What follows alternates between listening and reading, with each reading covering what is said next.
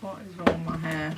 Hi guys, thank you for stopping by at my channel. I hope you've all been doing good and well and staying safe and staying sanitized and washing your hands while we're still going through this terrible duplicate of 2020 basically. I'm going to be doing 2 reviews on 2 foundations from Kiko Milano Cosmetics. I don't talk about them enough. I think they're an amazing brand, really good value for money, and I just wanted to share with you the 2 foundations which I've just recently purchased for myself.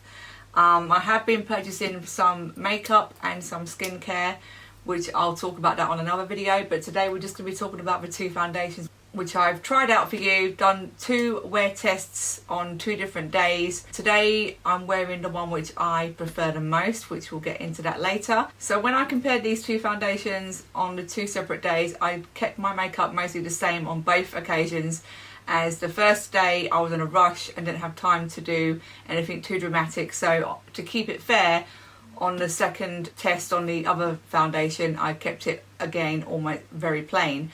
I just don't think it's a fair comparison when you do yourself up really well on one day and not the previous day, because how's that a fair test? You're probably going to think, oh, she looks better on the second day. So I kept it really fair in that aspect of it. So the 2 foundations I got was the Kiko Milano Insta Moisture, which I think is their one of their newer foundations which has been released, and both are suited to what I like, which is satin finish, luminous, hydrating foundations. The other one I got was the Skintone one, which was a little bit more nicer packaging, and that's this one here.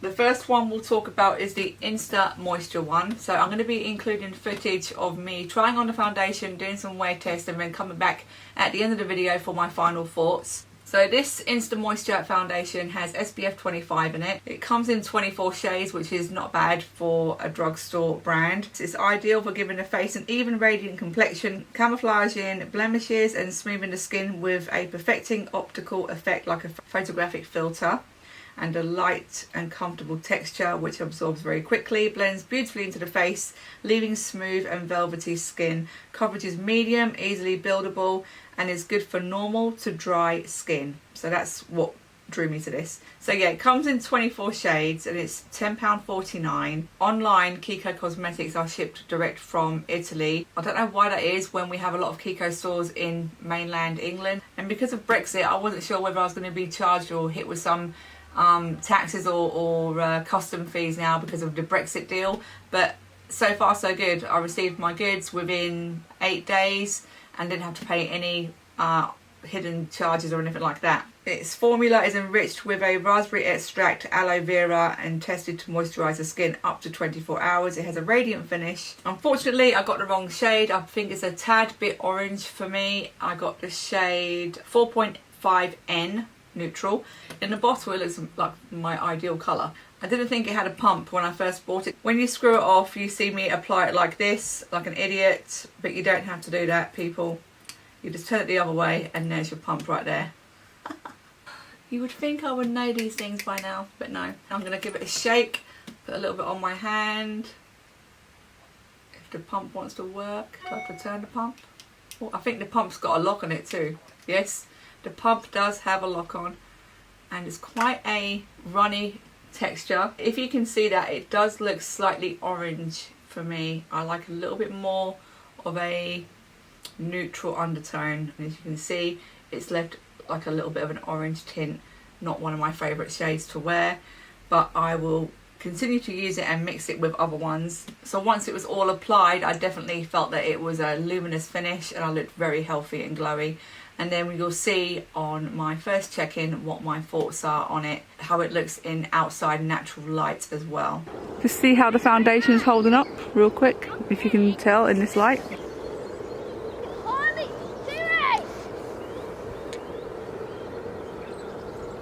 Say hi. Is that a rabbit hole? And I'll come back on later to do my final checkout. I'll be back. We're at the final check-in for the evening, people. I haven't done like an all-day review on a foundation in forever. It's 8:15. I've had it on for a good 8.5 hours. Pretty much for long as I can do today. Let's have a look at the foundation and see what she's looking at now. As far as I can tell, it's a little bit patchy here, but it's not looking too bad. Forehead looks fine. I would say around my cheek area it looks fine, but it's worn off definitely on this side where I've been leaning on my hand. I tend to do this a lot. You can see it's probably worn away a little bit there. Give you a quick close-up. It's a little bit harder to tell in this kind of lighting because it is in the evening, all the daylight is gone. I think you can see it's gone away around my nose area, and I think you can agree that it's lasted pretty good on my forehead and on my cheek area as well. Yeah, I don't necessarily like doing it in this kind of lighting because it's so artificial. This is where I would say it's worn away, and also this side as well. Cameras are definitely not as forgiving as mirrors. In my opinion, I look better in person. I think the camera brings up all your flaws and the daylight is gone, so we just have to do our best. For now, this one just seems like it's just giving me medium vibes. It's not a bad foundation, but I don't get any kind of special vibes from it. I've been playing darts, doing homeschooling, eating food, so I've gave it a decent wear test, and I'm going to try it again. Maybe set it this time and see if that makes any difference. I'll be back tomorrow with a wear test of the Skintone foundation, and I'll see you soon. So at the end of the evening, at the end of that wear test, it was just giving me average feels. You're not missing out anything if you didn't purchase this. To be fair, I've only wore it once. I didn't find anything wrong with the foundation. I just didn't find it super flattering for my skin. It does have a luminous finish, but I also think it's kind of like a soft matte with a luminous finish. I didn't find it very hydrating, if that makes any sense. I thought it was going to be a little bit more hydrating, but I've only wore it one time, so I'm going to try it again. I love getting interrupted when I'm trying to do a video. It's just, ugh. I will give it some more goes and see if my feelings change on it. If I tell you some examples of what a foundation is to me when it impresses me. So my Your Face and Body really impresses me. I like my luminous silk again, which I didn't think I would get to like that, but I still find it a really nice foundation. You never have any issues with it. It doesn't look drying on my skin, and I guess because I'm more of a mature woman, I just like foundations which are suited to my skin. I am dry, I'm sensitive, so I just like foundations to sit nicely on my skin and not cake up on me or look drying in any kind of way. I feel like this is more luminous than anything. I think you can definitely get 8 hours wear out of this, no problem. So let's talk about the other foundation now. Here is the Kiko Skintone foundation. I definitely prefer this packaging over the other one. It just looks a bit more luxe and different. And then I also got this in the shade for N40. I guess it'll be slightly lighter than the Insta Moisture one, and it is slightly lighter and a little bit more neutral. This foundation had very good reviews. It's almost 5 stars out of 197 reviews. It also has 28 shades and it's slightly more expensive at £11.19. It's highlighting liquid foundation with a smooth and naturally radiant finish. This formula contains hyaluronic acid and has been proven to hydrate the skin for up to 8 hours.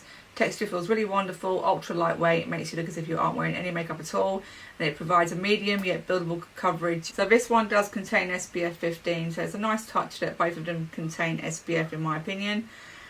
It says it's available in 39 shades, but available at present is 28 shades. This one is definitely more of a lighter feeling foundation. It is light to medium coverage. The shade which I picked definitely was more suited to me. It blended in very easily onto my skin, and because of the consistency of being how thin it was, using a brush is more of a better way to apply this foundation.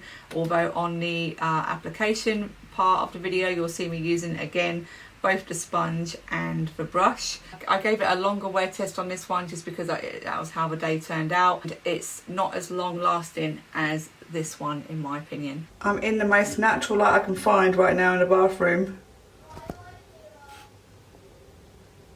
It's not looking too bad. Okay, it's bad lighting, I know that. It's been 9 hours. It's pretty good for me. In this light, it looks pretty good. But this is an iPhone, so I need to get on a real camera to have a real good look. After having a good look, I can see it doesn't look too bad in my opinion. It's been 9 hours, so I'm impressed with it. In real life, it looks a little bit more smoothing, more forgiving than on camera. So let's get back to the review and I'll let you know my final thoughts on both of the Kiko foundations.